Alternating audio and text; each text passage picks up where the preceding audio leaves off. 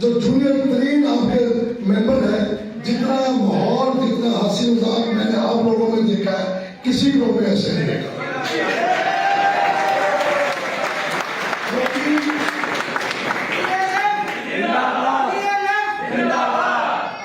बाकी मैं इतना जरूर कहूंगा कि अल्हम्दुलिल्लाह मेरी सियासी तरबियत मिर्जा अजीज अकरम बेग साहब के जरिए से हुई है, और जो वकालत की तरबियत है वो मिस्टर जस्टिस अल्ताफ इब्राहिम कुरैशी साहब के जरिए से हुई है।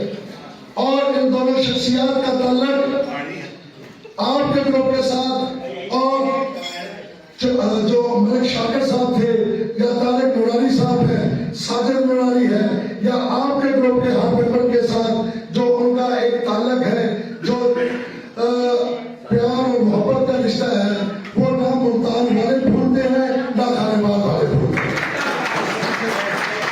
और इसमें भी कोई दूसरी राय नहीं है कि मुल्तान में मिर्जा साहब का ग्रुप हो या अलायंस हो, तो वो आपके डीएलएफ को हिस्सा समझते हैं।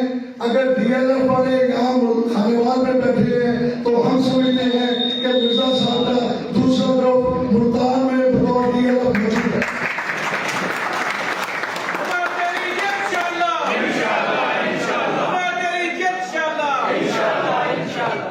बाकी आप दोस्तों को जैसा कि इल्म है कि माह रमजान में इलेक्शन है 28 फरवरी को, तो 28 फरवरी के लिए ही ये सारी उस दिन के लिए ही कोशिश है आप दोस्तों के पास हाजिर हुआ हूँ। और आप दोस्तों का प्यार और मोहब्बत देख के दिल को सुकून भी मिला।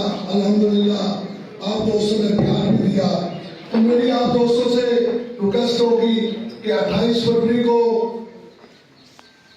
आप दोस्त जितने भी हो सके मेरे लिए, जितने भी बात है, बाकी दूसरी बात में भी आपके दोस्त होंगे, क्लास फेलोज होंगे, रिश्तेदार होंगे और आपका ताल्लुक होगा, तो मेरे लिए जरूर कहिएगा।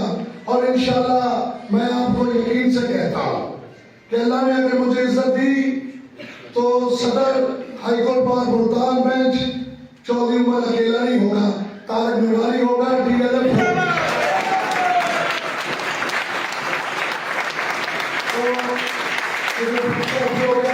इन्हीं अल्फाज के साथ मैं आपका इंतहाई तहे दिल से शुक्रिया अदा करता हूँ कि आप लोगों ने मेरा इंतजार किया। और आप लोग दुआ कीजिए कि अल्लाह ताला मुझे कामयाबी दे, और इंशाअल्लाह मैं आपका ताज़िम भी मशहूर हूँ।